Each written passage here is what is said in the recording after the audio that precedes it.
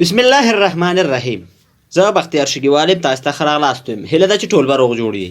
راځو نن په مایکروسافټ اکسل پروګرام کې په داسې یو زبردست او خوندور ټریکس باندې کار کوو چې څنګه موږ کولی شو چې کله راشو د دې ځای نه په اکسل پروګرام کې په دې ځای کې چې دی زه دلته کله ولیکم آی ډي او کله زه چې ټیپ بټن یا انټر بټن ووهم نو دا ټول چې کوم ځای پورې زه غواړم مثلا د دې ای پورې چې دی دا ټول د بارډر په خپله واخلي نو دا چې دی کله زه ټیپ بټن ووهم نو دی ټولو بارډر واخیسته.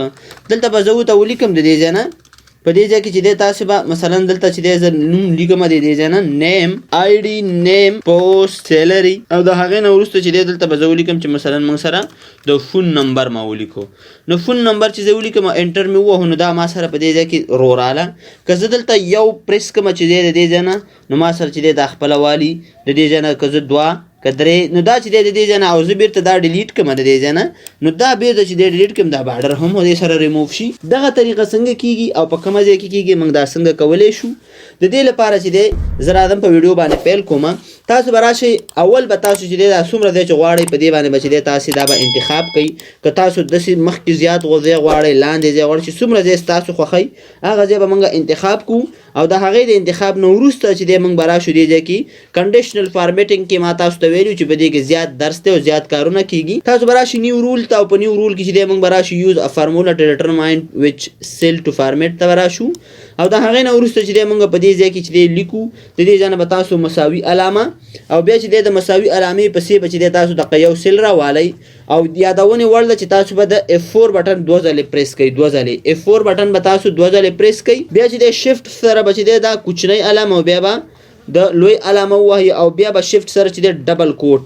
دا به ورته ورکړئ که لوی مساوي شي یا خالص شي نو تاسو به بیا څه کوئ فارمیټ بټن باندې به تاسو کلیک وکئ. دلته به راشئ بارډرس ته چې هر رقم بارډر ستاسو خوښئ دا ډیزاین دی د بارډرونو دلته به چې دی تاسو دا بارډر ورته ورکئ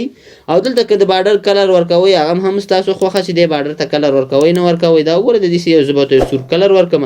بیا به راشم د دې ځای نه او دلته چې دی زه به دا د دې ځای نه بولډ به والم دا لیکنه او دا ما د دې ځای نه اوکې کړو او دا مې هم اوکې کړو. اوس که زه راشم د دې ځای نه او دلته زه ولیکم آی ډي نو چې که زه ټیپ بټن ووهم نو چې دی ما سره د دې ځای نه دا بارډر چې دی په خپله خوښه باندې واخیستو. دلته به زه ولیکم پوسټ ورپسې چې دی سیلري او د دې ځای نه چې دی زه به فون نمبر به ورته ورکړم. بیا که دلته زه یو ووهم د دې ځای نه په دې سیل کې 1 2 3 4 5 6 7 8